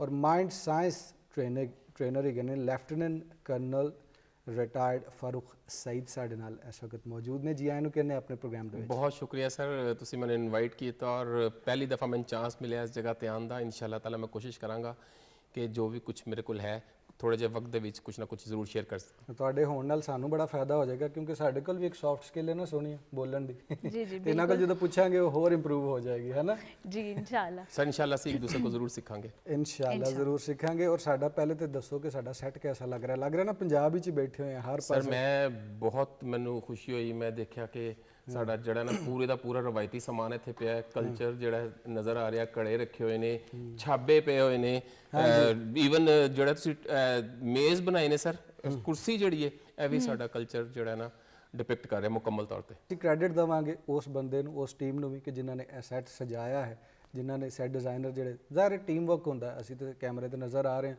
ਲੇਕਿਨ ਸਾਰੀ ਟੀਮ ਜਿਹੜੀ ਹੈ ਪਿੱਛੇ ਕੰਮ ਕਰ ਰਹੀ ਹੈ। ਤੇ ਸੈੱਟ ਡਿਜ਼ਾਈਨਰ ਨੇ ਬੜੇ ਖੂਬਸੂਰਤ, ਆਮਨਾ ਮਹਿਤਾਬ ਉਹਨਾਂ ਦਾ ਨਾਮ ਹੈ ਔਰ ਕਾਇਨਾਤ ਵੀ ਉਹਨਾਂ ਦੇ ਨਾਲ, ਉਹਨਾਂ ਨੇ ਵੀ ਹੱਥ ਜਿਹੜਾ ਵੰਡਾਇਆ ਹੈ ਔਰ ਇੱਕ ਅਜ਼ਿਊਮ ਕੀਤਾ, ਪਰਸੀਵ ਕੀਤਾ ਪਹਿਲੇ ਔਰ ਫਿਰ ਉਹਨੂੰ ਐਗਜ਼ੀਕਿਊਟ ਕੀਤਾ। ਤੇ ਅੱਜ ਅਸੀਂ ਇਸ ਸੈੱਟ ਤੇ ਬੈਠੇ ਹਾਂ ਔਰ ਬੜਾ ਸੋਹਣਾ ਵਧੀਆ ਪ੍ਰੋਗਰਾਮ ਕਰ ਰਹੇ ਹਾਂ। ਤੁਸੀਂ ਆਏ ਹੋ, ਵਧੀਆ ਲੱਗ ਰਿਹਾ। ਪਹਿਲੇ ਤੇ ਆ ਜਿਹੜੇ ਮੈਂ ਟਰਮਾਂ ਦੱਸੀਆਂ ਨੇ ਥੋੜੀਆਂ ਲੋਕਾਂ ਵਾਸਤੇ, ਆਮ ਲੋਕਾਈ ਵਾਸਤੇ ਸ਼ਾਇਦ ਨਵੀਆਂ ਵੀ ਹੋਣ, ਬਿਲਕੁਲ ਜਿਹੜੇ ਵੇਖ ਰਹੇ ਨੇ, ਇਹਨੂੰ ਥੋੜਾ ਇਲੈਬੋਰੇਟ ਕਰ ਦਿਓ। What is body language, what is face reading, ਔਰ ਫਿਰ ਫੈਕਲਟੀ ਕੋਚਿੰਗ ਕੀ ਚੀਜ਼ ਹੈਗੀ ਹੈ? ਸਰ ਦੁਨੀਆ 'ਚ ਸਭ ਨਾਲੋਂ ਵੱਡਾ ਪ੍ਰੋਬਲਮ ਜਿਹੜਾ ਹੈ ਇਸ ਵਕਤ ਉਹ ਬਿਹੇਵੀਅਰ ਦਾ, ਵਰਤਾਓ। ਤੁਸੀਂ ਘਰ 'ਚ ਬੱਚੇ ਦਾ ਬਿਹੇਵੀਅਰ ਦੇਖ ਲਵੋ, ਵੱਡੇ ਦਾ ਬਿਹੇਵੀਅਰ ਦੇਖ ਲਓ, ਦਫ਼ਤਰ 'ਚ ਬਿਹੇਵੀਅਰ ਦੇਖ ਲਓ, ਬਾਜ਼ਾਰ 'ਚ ਦੇਖ ਲਓ, ਸੱਸ ਨੌਂ ਦੀ ਲੜਾਈ ਦੇਖ ਲਵੋ। ਬਿਹੇਵੀਅਰ ਸਭ ਨਾਲੋਂ ਵੱਡਾ ਪ੍ਰੋਬਲਮ ਹੈ ਔਰ ਇਸ ਨਾਲ ਵੱਡਾ ਇਸ਼ੂ ਹੈ ਕਿ ਦੁਨੀਆ ਦੀ ਕਿਸੇ ਵੀ ਸਕੂਲ ਦੇ ਵਿੱਚ ਬਿਹੇਵੀਅਰ ਨਹੀਂ ਪੜਾਇਆ ਜਾਂਦਾ ਸਰ। ਅਸੀਂ ਰੋਜ਼ਾਨਾ ਕਹਿੰਦੇ ਆ ਜੀ ਪੜ੍ਹ ਤੇ ਤੂੰ ਗਿਆ ਪਰ ਪੜ੍ਹਾਈ ਨੇ ਤੇਰਾ ਕੁਝ ਨਹੀਂ ਵਿਗਾੜਿਆ, ਅਕਲ ਨਹੀਂ ਆਈ, ਅਕਲ ਨਹੀਂ ਆਈ। ਜਾਂ ਅਗਰ ਤੁਸੀਂ ਬਿਹੇਵੀਅਰ ਲੋਕਾਂ ਦਾ ਦੇਖੋ ਤਾਂ ਤੁਸੀਂ ਸੀਟ ਦੇ ਜਿਹੜਾ ਪਰਲੀ ਤਰਫ ਜਿਹੜਾ ਬੰਦਾ ਬੈਠਾ ਹੁੰਦਾ ਬਹੁਤ ਜ਼ਿਆਦਾ ਤਾਲੀਮ ਯਾਫਤਾ ਹੁੰਦਾ ਸਰ, ਤਾਲੀਮ ਯਾਫਤਾ, ਲੇਕਿਨ ਤੁਸੀਂ ਉਹਦੇ ਕੋਲ ਜਾਂਦੇ ਹੋ ਡਰ ਰਹੇ ਹੁੰਦੇ ਹੋ। ਕਿਉਂ? ਇਹਦਾ ਮਤਲਬ ਹੈ ਕਿ ਉਹ ਤੁਹਾਨੂੰ ਇੰਨਾ ਵੈਲਕਮ ਨਹੀਂ ਕਰ ਰਿਹਾ ਹੁੰਦਾ। ਅਗਰ ਅਸੀਂ ਕਿਸੇ ਤਰੀਕੇ ਨਾਲ ਲੋਕਾਂ ਦਾ ਬਿਹੇਵੀਅਰ ਦੀ ਟ੍ਰੇਨਿੰਗ ਕਰਵਾਉਣਾ ਸ਼ੁਰੂ ਕਰ ਦਈਏ, EQ ਜਿਹਨੂੰ ਅਸੀਂ ਕਹਿੰਦੇ ਇਮੋਸ਼ਨਲ ਕੋਸ਼ੈਂਟ, ਅਸੀਂ IQ 20% ਹੈ ਤੇ EQ 80% ਹੈ ਔਰ EQ ਨੂੰ ਅਸੀਂ ਛੱਡਿਆ, ਇਮੋਸ਼ਨਲ ਕੋਸ਼ੈਂਟ ਨੂੰ ਅਸੀਂ ਛੱਡਿਆ, ਬਿਲਕੁਲ ਕੋਈ ਨਹੀਂ ਦੱਸਦਾ। ਕਿਸੇ ਇੱਕ ਸਕੂਲ ਦੇ ਟੀਚਰ ਨੇ ਮੈਨੂੰ ਦੱਸਿਆ ਸਰ ਅਸੀਂ ਤੇ ਦੁਆ ਦੇ ਟਾਈਮ ਤੇ ਲੱਪੇ ਆਤੀ ਦੇ ਟਾਈਮ ਤੇ ਬੜੇ ਲੈਕਚਰ ਦੇਣੇ, ਤੇ ਮੈਂ ਉਹਨੂੰ ਪੁੱਛਿਆ ਸਰ ਫਿਜ਼ਿਕਸ ਦੇ ਤੇ 200 ਪੀਰੀਅਡ ਹੁੰਦੇ ਨੇ, ਕੈਮਿਸਟਰੀ ਦੇ ਵੀ 150 ਹੁੰਦੇ ਨੇ, ਬਾਇਓਲੋਜੀ ਦੇ ਵੀ ਇੰਨੇ ਹੁੰਦੇ ਨੇ, ਤੇ ਬਿਹੇਵੀਅਰ ਵਾਸਤੇ ਸਿਰਫ ਤੁਸੀਂ ਜਿਹੜਾ ਨਾ ਪਹਿਲੇ 5 ਮਿੰਟ ਰੱਖੇ ਨੇ ਇਸ ਵਾਰ। ਸਰ ਮੇਰਾ ਖਿਆਲ ਇਹਦੇ ਵਾਸਤੇ ਸੋਚਣ ਦੀ ਜ਼ਰੂਰਤ ਹੈ, ਨਵੇਂ ਟੀਚਰ ਇੰਪਲੋਏ ਕਰਨ ਦੀ ਜ਼ਰੂਰਤ ਹੈ ਤਾਂ ਕਿ ਐਸੀ ਸਟੇਜ ਹੀ ਨਾ ਆਏ ਕਿ ਲੜਾਈਆਂ ਹੋਣ ਔਰ ਉਸ ਤੋਂ ਬਾਅਦ ਸਾਈਕੋਲੋਜਿਸਟ ਦੀ ਜ਼ਰੂਰਤ ਪਏ। ਸਾਨੂੰ ਪਾਰਕ ਬਣਾਉਣ ਦੀ ਜ਼ਰੂਰਤ ਹੈ, ਹਸਪਤਾਲ ਬਾਅਦ ਚ ਬਣਨ ਦੀ ਜ਼ਰੂਰਤ ਹੈ। ਬਿਲਕੁਲ। Number 2 now sir face reading, body reading, behaviour ਦੇ ਵਿੱਚ ਸਰ ਕਮਿਊਨੀਕੇਸ਼ਨ ਦੇ ਵਿੱਚ ਜਦੋਂ ਅਸੀਂ ਗੱਲ ਕਰ ਰਹੇ ਹਾਂ ਜੀ ਤੇ ਸਿਰਫ ਅਲਫਾਜ਼ ਦੀ 7 ਤੋਂ 10% ਤੱਕ ਵੈਲਿਊ ਹੈ ਸਰ। ਤੁਹਾਡੇ ਫੇਸ਼ੀਅਲ ਤੁਸੀਂ ਹੁਣ ਦੇਖੋ ਨਾ ਸਰ, ਤੁਸੀਂ ਚਿਹਰਾ ਨੀਚੇ ਕਰ ਰਹੇ ਹੋ, ਚਿਹਰਾ ਇੱਧਰ ਕਰ ਰਹੇ ਹੋ ਸਰ, ਇਹ ਤੁਹਾਡੀ ਬਾਡੀ ਲੈਂਗੁਏਜ ਹੈ ਸਰ। ਇਹ ਸੋਨੀਆ ਨੂੰ ਦੇਖ ਲਓ ਤੁਸੀਂ, ਇਹ ਵੀ ਚਿਹਰਾ ਇਸ ਤਰ੍ਹਾਂ ਕਰ ਰਹੀ ਹੈ, ਚਿਹਰਾ ਇਸ ਤਰ੍ਹਾਂ ਕਰ ਰਹੀ ਹੈ, ਜਾਂ ਹੱਥ ਹਿਲਾ ਰਹੇ ਨੇ, ਜਾਂ ਹੱਥ ਮੈਂ ਕਰਕੇ ਹਿਲਾ ਰਿਹਾ। ਸਰ ਬਾਡੀ ਲੈਂਗੁਏਜ ਦੀ 55% ਵੈਲਿਊ ਹੈ। ਠੀਕ ਹੈ। ਅੱਛਾ। ਔਰ ਜਿਹੜੀ ਟੋਨ ਹੈ, ਜਿਹੜੀ ਟੋਨ ਹੈ ਸਾਡਾ ਜਿਹਨੂੰ ਅਸੀਂ ਲਹਿਜਾ ਹੈ, ਕੌਨਫੀਡੈਂਸ ਕਹਿੰਦੇ ਹਾਂ, ਲਹਿਜਾ 35 ਤੋਂ 38% ਵੈਲਿਊ ਹੈ ਸਰ। ਮਸਲਨ ਇੱਕ ਐਗਜ਼ਾਮਪਲ ਦੇਣਾ ਸਰ, ਬਲਬ ਲਾ ਦਿਓ ਤੇ ਬਲਬ ਲਾ ਦਿਓ, ਦੋਨੋਂ ਲਫ਼ਜ਼ ਇੱਕੋ ਜਿਹੇ ਨੇ ਨਾ, ਬਿਲਕੁਲ ਸਹੀ, ਲੇਕਿਨ ਲਹਿਜੇ ਨੇ ਬਿਲਕੁਲ ਉਲਟ ਕਰਕੇ ਬਦਲ ਕੇ ਰੱਖ ਦਿੱਤਾ। ਉਹਦੀ ਅਦਾਇਗੀ ਨੇ ਮਤਲਬ ਬਦਲ ਦਿੱਤਾ। ਠੀਕ ਹੈ। ਇਹ ਤੇ ਇਹਦਾ ਮਤਲਬ ਹੈ ਕਿ ਲਹਿਜੇ ਦੀ ਬਹੁਤ ਵੈਲਿਊ ਹੈ। ਫੇਸ ਰੀਡਿੰਗ, ਤਸਵੀਰ ਦੇਖ ਕੇ ਜਾਂ ਕਿਸੇ ਦੀ ਸ਼ਕਲ ਦੇਖ ਕੇ ਉਹਦਾ ਮੱਥੇ ਦੀ ਸ਼ੇਪ ਕੈਸੀ ਹੈ, ਉਹਦੀ ਆਈਬ੍ਰੋਜ਼ ਦੀ ਸ਼ੇਪ ਕੈਸੀ ਹੈ, ਉਹਦੀਆਂ ਅੱਖਾਂ ਦੀ ਸ਼ੇਪ ਕੈਸੀ ਹੈ, ਉਹਦੇ ਚੀਕ ਦੀ ਸ਼ੇਪ ਕੈਸੀ ਹੈ, ਉਹਦੇ ਲਿਪਸ ਦੀ ਸ਼ੇਪ ਕੈਸੀ ਹੈ, ਉਹਦੇ ਕੰਨਾਂ ਦੀ ਸ਼ੇਪ ਕੈਸੀ ਹੈ, ਉਹਦਾ ਲਿਪਸ ਹਿਲਾਉਣ ਦੀ ਇਸ ਤਰ੍ਹਾਂ ਕਰਕੇ ਕੰਮ ਕਰਨ ਦੀ, ਗੱਲ ਕਰਨ ਦਾ ਸਟਾਈਲ ਕਿਸ ਤਰ੍ਹਾਂ ਹੈ, ਉੱਥੋਂ ਦੀ ਲੀਡਰਸ਼ਿਪ ਕੁਆਲਿਟੀਜ਼ ਦਾ ਪਤਾ ਚੱਲਦਾ ਹੈ। ਸਹੀ। ਮੈਨੂੰ ਤਕਰੀਬਨ 8-10 ਸਾਲ ਲੱਗੇ ਇਸ ਚੀਜ਼ ਨੂੰ ਰਿਸਰਚ ਕਰਨ ਲੱਗਿਆ ਕਿ ਕਿਸੇ ਦੀ ਸ਼ਕਲ ਦੇਖ ਕੇ, ਮਸਲਾਂ ਤੁਹਾਡੀ ਸ਼ਕਲ ਦੇਖ ਕੇ ਮੈਂ ਦੱਸ ਸਕਣਾ ਕਿ ਤੁਸੀਂ ਬਹੁਤ ਅੱਛੇ ਲੀਡਰ ਹੋ, ਅੱਛਾ, ਤੁਹਾਡੀ ਦੱਸ ਸਕਣਾ ਕਿ ਤੁਸੀਂ ਐਡਵਾਈਜ਼ਰ ਹੋ। ਅੱਛਾ ਹੁਣ ਤੁਹਾਡੀ ਜਿਹੜੀ ਕੁਆਲਿਟੀਜ਼ ਨੇ, ਹਰ ਇਨਸਾਨ ਲੀਡਰ ਹੈ, ਹਰ ਇਨਸਾਨ ਲੀਡਰ ਹੈ, ਲੇਕਿਨ ਅਗਲੀਆਂ ਜਿਹੜੀ ਸਾਡੀ ਇਮੋਸ਼ਨਸ ਨੇ, ਇਮੋਸ਼ਨਲ ਕੋਸ਼ੈਂਟ ਜਿਸ ਕਹਿ ਰਹੇ ਹਾਂ, ਹਰ ਬੰਦੇ ਦੀ ਇਮੋਸ਼ਨਸ ਨੇ ਮੁxtਲਿਫ। ਮਸਲਨ ਗਰੀਡ ਇਮੋਸ਼ਨ ਹੈ, ਮੁਹੱਬਤ ਇਮੋਸ਼ਨ ਹੈ, ਅਕੰਪਲਿਸ਼ਮੈਂਟ ਇਮੋਸ਼ਨ ਹੈ, ਸਿਕਿਉਰਿਟੀ ਇਮੋਸ਼ਨ ਹੈ, ਫਰੀडम ਇਮੋਸ਼ਨ ਹੈ। ਠੀਕ ਹੈ। ਕਿਸੇ ਇਨਸਾਨ ਦੀਆਂ ਨੀਚੇ ਚਲੀਆਂ ਗਈਆਂ ਜਦੋਂ ਬੱਚਾ ਪੈਦਾ ਹੋਇਆ ਸੀ, ਕਿਸੇ ਦੇ ਉੱਪਰ ਆ ਗਈਆਂ। ਉਹਦੀ ਵਜ੍ਹਾ ਨਾਲ ਉਹਦੀ ਬਾਡੀ ਦਾ ਸਟਰਕਚਰ ਬਣਿਆ, ਉਹਦੀ ਵਜ੍ਹਾ ਨਾਲ ਉਹਦੇ ਫੇਸ ਦੇ ਐਕਸਪ੍ਰੈਸ਼ਨਸ ਬਣੇ। ਉਹ ਜਿੰਨੀਆਂ ਨੀਚੇ ਚਲੀਆਂ ਜਾਣਗੀਆਂ, ਕੁਝ ਚੀਜ਼ਾਂ ਉਹਦੀਆਂ ਉੱਤੇ ਆ ਜਾਣਗੀਆਂ, ਉੱਥੋਂ ਬੰਦੇ ਦੀ ਪਰਸਨੈਲਿਟੀ ਜੱਜ ਹੁੰਦੀ ਹੈ ਸਰ। ਹੁਣ ਮਿਸਾਲ ਦੇ ਤੌਰ ਤੇ ਤੁਸੀਂ ਕਿਸੇ ਬੰਦੇ ਨੂੰ ਜਦੋਂ ਕਹਿੰਦੇ ਹੋ ਕਿ ਜੀ ਕੋਚਿੰਗ ਕਰਨੀ ਹੈ ਕਿਸੇ ਦੀ, ਤੇ ਉਹਦੀਆਂ ਜਿਹੜੀ ਹਿਡਨ ਪੋਟੈਂਸ਼ੀਅਲ ਜਿਹੜੀਆਂ ਅੰਦਰ ਫਸ ਗਈਆਂ, ਜਿਹੜੇ ਜੀਨਸ ਦੇ ਉੱਤੇ ਜਿਹੜੇ ਇਨਫੋਰਮੇਸ਼ਨ ਬੜੀ ਸਿੰਪਲ ਲੈਂਗੁਏਜ ਦੇ ਵਿੱਚ, ਉਹ ਬੇਸਿਕਲੀ ਇਮੋਸ਼ਨਸ ਹੁੰਦੀਆਂ ਨੇ ਸਰ।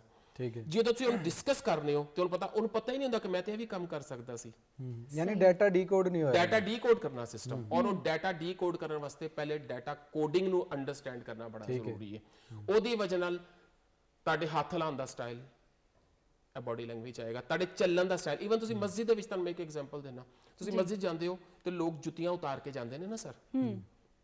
ਕੁਝ ਲੋਕਾਂ ਨੇ ਸਿੱਧੀ ਜੁੱਤੀ ਰੱਖੀ ਹੋਏਗੀ, ਇਹਦਾ ਮਤਲਬ ਹੈ ਉਹਦਾ ਮਾਈਂਡ ਬਹੁਤ ਕੰਫਰਟੇਬਲ ਹੈ। ਕੁਝ ਬੰਦੇ ਨੇ ਜੁੱਤੀ ਇਸ ਤਰ੍ਹਾਂ ਰੱਖੀ ਹੋਏਗੀ, ਮਾਈਂਡ 'ਚ ਪਲੈਟੀਟਿਊਡ ਹੈ, ਕੋਈ ਨਾ ਕੋਈ ਪ੍ਰੋਬਲਮ ਹੈਗੀ ਹੈ। ਕਿਸੇ ਜਲਦੀ ਦੇ ਵਿੱਚ ਤੇ ਜੁੱਤੀ ਅੱਗੇ ਪਿੱਛੇ ਉਤਾਰ ਜਾਂਦਾ ਹੈ। ਹਾਂ, ਉਹ ਮੈਂ ਕਹਿਣ ਲੱਗੀ ਸੀ ਕਿ ਕਦੀ ਜਾਂਦੇ ਜਾਂਦੇ ਜੁੱਤੀ ਆਰਾਮ ਨਾਲ ਲਾ ਕੇ ਮਤਲਬ ਟੁਰ ਜਾਂਦੇ ਹੋ, ਪਿੱਛੇ ਵੇਖਦੇ ਨਹੀਂ ਜੁੱਤੀ ਕਿੰਜ ਰੱਖੀ ਹੈ। ਤੇ ਇੱਥੇ ਪਤਾ ਲੱਗਦਾ ਨਾ ਪਰਸਨੈਲਿਟੀ। ਗਲਾਸ ਪਕੜਨ ਦੀ ਐਗਜ਼ਾਮਪਲ ਦੇਣਾ, ਇੱਕ ਬੰਦਾ ਗਲਾਸ ਇਸ ਤਰ੍ਹਾਂ ਪਕੜਦਾ ਹੈ, ਇੱਕ ਬੰਦਾ ਗਲਾਸ ਇਸ ਤਰ੍ਹਾਂ ਪਕੜਦਾ ਹੈ, ਇਹਦਾ ਮਤਲਬ ਹੈ ਗੁਲਾਮੀ ਦੇ ਕਨਸੈਪਟ 'ਚ। ਇੱਕ ਬੰਦਾ ਗਲਾਸ ਇਸ ਤਰ੍ਹਾਂ ਪਕੜਦਾ ਹੈ ਤੇ ਇਹਦਾ ਮਤਲਬ ਹੈ ਕਿ ਉਹਦੇ ਜ਼ਿਹਨ 'ਚ ਅਨਾਹ ਬਹੁਤ ਹੈ। ਕੋਈ ਐਕਸਰਸਾਈਜ਼ ਦੱਸੋ ਕਿ ਪੋਜ਼ਿਟਿਵਿਟੀ ਕਿਵੇਂ, ਕੋਈ ਐਸਾ ਬੰਦਾ ਜਿਹੜਾ 네ਗੇਟਿਵ ਵਾਈਬਸ ਜਿਹਦੇ ਚੋਂ ਆ ਰਹੀਆਂ ਨੇ, ਜਾਂ ਉਹਨੂੰ ਆਪੀ ਪ੍ਰੋਬਲਮ ਹੋ ਰਹੀ, ਉਹਦੀ ਆਪਣੀ ਜ਼ਾਤੀ ਜ਼ਿੰਦਗੀ ਦੇ ਵਿੱਚ ਵੀ, ਉਹਦੇ ਆਪਣੇ ਹੋਰੇ ਦੀ ਵਜ੍ਹਾ ਤੋਂ, ਕੀ ਐਕਸਰਸਾਈਜ਼ਸ ਉਹ ਕਰ ਸਕਦਾ? ਅੱਛਾ ਸਰ, ਸਭ ਨਾਲੋਂ ਪਹਿਲੇ ਮੈਂ ਇਸ ਤੋਂ ਪਹਿਲੇ ਇੱਕ ਹੋਰ ਚੀਜ਼ ਦੱਸਣਾ, ਜਦੋਂ ਤੁਸੀਂ ਇਲੈਕਟ੍ਰੋਮੈਗਨੈਟਿਕ ਵੇਵਸ ਤੁਹਾਡੀਆਂ ਚੱਲ ਰਹੀਆਂ ਨੇ, ਉਹ ਐਂਟੀ ਕਲੌਕਵਾਈਜ਼ ਚੱਲਦੀਆਂ ਨੇ, ਮੁਖਾਲਿਫ ਘੜੀਵਾਰ। ਜਿਸ ਤਰ੍ਹਾਂ ਅਸੀਂ ਖਾਨਾ ਕਾਬਾ ਦੇ ਗਿਰਦ ਮੁਖਾਲਿਫ ਘੜੀਵਾਰ, ਤੁਹਾਡੀ ਬਾਡੀ ਤੇ ਤੁਹਾਡੇ ਜਿਹੜੀ ਦਿਮਾਗ ਹੈ ਉਹ ਇੱਕੋ ਹੀ ਡਾਇਰੈਕਸ਼ਨ 'ਚ ਹੁੰਦੀ ਹੈ ਖਾਨਾ ਕਾਬਾ 'ਚ। ਇਸ ਵਾਸਤੇ ਤੁਸੀਂ ਬੜੇ ਪੋਜ਼ਿਟਿਵ ਹੋ ਕੇ ਬਾਹਰ ਨਿਕਲਦੇ ਹੋ। ਠੀਕ ਹੈ ਸਰ। ਅੱਛਾ, ਰੋਜ਼ਾਨਾ ਤੁਹਾਡੇ ਵਾਲਿਦ ਸਾਹਿਬ ਨੇ ਇੱਕ ਕੰਮ ਕਿਹਾ, ਬੇਟਾ ਇਹ ਜ਼ਰਾ ਕਰਨਾ ਹੈ, ਤੁਸੀਂ ਓਏ ਅੰਮੀ ਜੀ, ਹਾਏ ਅੱਬੂ ਜੀ ਕਰਦੇ ਨਾ ਸੁਣਾ, ਇੱਥੇ ਤੁਹਾਡੇ ਇੱਕ ਨਿਸ਼ਾਨ ਬਣਦਾ ਹੈ ਗੁੱਸੇ ਦੇ ਵਿੱਚ ਕਿ ਕਿਉਂ ਮੈਨੂੰ ਬੁਲਾਇਆ। ਤੁਹਾਡੇ ਉਹ ਇਲੈਕਟ੍ਰੋਮੈਗਨੈਟਿਕ ਵੇਵਸ ਦੇ ਉੱਤੇ ਇੱਕ ਸਪੌਟ ਲੱਗ ਗਿਆ। ਠੀਕ ਹੈ। ਨਮਾਜ਼ ਦਾ ਟਾਈਮ ਹੋਇਆ, ਨਹੀਂ ਉੱਠੇ, ਇੱਕ ਹੋਰ ਲੱਗ ਗਿਆ, ਬਲਕਿ 500 ਹੋਰ ਲੱਗ ਗਿਆ। ਠੀਕ ਹੈ। ਆਪਣੇ ਕਿਸੇ ਹੋਰ ਕੰਮ ਤੇ ਤੁਸੀਂ ਡਿਲੇ ਕੀਤਾ, ਪ੍ਰੋਕ੍ਰੈਸਟੀਨੇਟ ਕੀਤਾ, ਇੱਕ ਹੋਰ ਲੱਗ ਗਿਆ। ਹੁਣ ਤੁਹਾਡੇ ਦਿਮਾਗ ਦੇ ਜਿੰਨੇ ਸਿਗਨਲ ਆ ਰਹੇ ਨੇ, ਤੁਹਾਡੀ ਬਾਡੀ ਉਹਦੇ ਉੱਤੇ ਕੰਮ ਨਹੀਂ ਕਰ ਰਹੀ। ਸਾਡੀ ਬਾਡੀ ਔਰ ਮਾਈਂਡ ਜਿਹੜਾ ਹੈ ਇੱਕ ਲਾਈਨ 'ਚ ਹੋਣਾ ਬਹੁਤ ਜ਼ਰੂਰੀ ਹੈ। ਮਾਈਂਡ ਦੇ ਜਿੰਨੇ ਸਿਗਨਲ ਨੇ, ਤੁਹਾਡੀ ਬਾਡੀ ਨੇ ਅਗਰ ਜਵਾਬ ਨਹੀਂ ਦਿੱਤਾ ਤੇ ਉਹ ਚੀਜ਼ਾਂ ਇਕੱਠੀਆਂ ਹੋਣੀਆਂ ਸ਼ੁਰੂ ਹੋ ਗਈਆਂ। ਤੁਸੀਂ ਨੈਗੇਟਿਵ ਹੋ ਗਏ, ਫਰਸਟ੍ਰੇਟ ਹੋ ਜਾਓਗੇ, ਆਵਾਜ਼ ਆ ਰਹੀ ਹੈ ਹੋਣੀ ਸ਼ੁਰੂ ਹੋ ਜਾਏਗੀ, ਟਾਇਰਡਨੈਸ, ਗੁੱਸਾ, ਐਂਗਰ, ਮੁxtਲਿਫ ਕਿਸਮ ਦੇ ਪ੍ਰੋਬਲਮ ਹੋਣੇ ਸ਼ੁਰੂ ਹੋ ਜਾਣਗੇ। ਹੁਣ ਕੀ ਹੋਏਗਾ? ਕਿਉਂਕਿ ਗੁੱਸਾ ਤੁਹਾਨੂੰ ਸੀ, ਸਪੌਟ ਤੁਹਾਡੇ ਲੱਗੇ ਸੀ, ਪ੍ਰੋਬਲਮ ਤੁਹਾਡੇ ਅੰਦਰ ਸੀ, ਜਿਹੜਾ ਬੱਚਾ ਸਾਹਮਣੇ ਆਏਗਾ ਤੁਸੀਂ ਉਹਨੂੰ ਕਿਉਂਕਿ ਹੈਂਡਲ ਕਰਨਾ ਨਹੀਂ ਜਾਣ ਰਿਹਾ, ਕਿਉਂਕਿ ਤੁਸੀਂ ਪਰੇ ਬੈਠੇ ਸੀ, ਤੁਸੀਂ ਉਹਦੇ ਉੱਤੇ ਸਾਰਾ ਕੁਝ ਗੁੱਸਾ ਕੱਢ ਦਿੰਦੇ ਹੋ।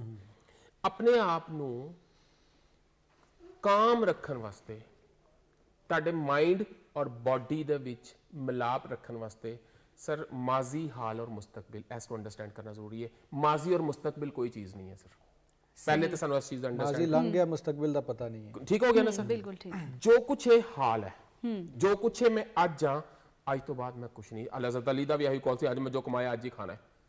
ਬਾਕੀ ਪਰੇਸ਼ਾਨੀ ਹਮੇਸ਼ਾ ਜਾਂ ਮੁਸਤਕਬਿਲ 'ਚ ਹੁੰਦੀ ਹੈ, ਫੀਅਰ ਜਿਹੜਾ ਖੌਫ ਮੁਸਤਕਬਿਲ 'ਚ ਹੁੰਦਾ, ਮੈਂ ਪਤਾ ਨਹੀਂ ਪਹੁੰਚ ਸਕਾਂਗਾ ਕਿ ਨਹੀਂ ਪਹੁੰਚ ਸਕਾਂਗਾ, ਟ੍ਰੈਫਿਕ ਫਸ ਗਈ, ਮੈਂ ਹੁਣ ਕਿੱਥੇ ਜਾਵਾਂਗਾ ਕਿ ਨਹੀਂ ਜਾਵਾਂਗਾ।